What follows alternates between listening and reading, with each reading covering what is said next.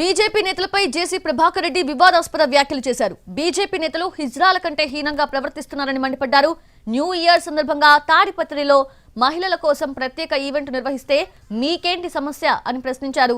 BJP, RSS, VHP తనపై లేనిపోని ఆరోపణలు చేశాయన్న జేసీ ప్రభాకర్ రెడ్డి అనంతపురంలో తన బస్సుల దహనం వెనుక కూడా బీజేపీ నేతల ప్రమేయం ఉండొచ్చని అనుమానం వ్యక్తం చేశారు.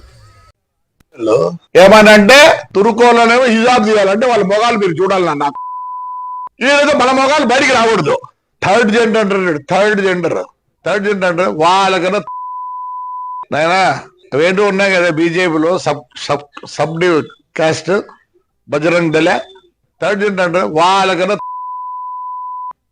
బస్సు కలిసారు. ఏమైంది? నేను కంప్లైంట్ కూడా చేయను అని చెప్తారు. మీ బీజేపీ గవర్నమెంట్ లో బస్సులు తగలబెట్టినారు. అంతకన్నా 300 పోతేనే ఆ పొద్దు అసలు దీనికి ఎడతాను నేను. అదే కొంచెం అనకూడదు, నేను తప్పు. వాళ్ళు చాలా మంచోళ్ళు. దానికన్నా తగ్గు ఏదైనా ఉంటే ఆ మాట వాడతా. మీకు నాకు తెలియదు ఇంక తగ్గు మాట. I don't want insult third gender. I give lot of respect to them.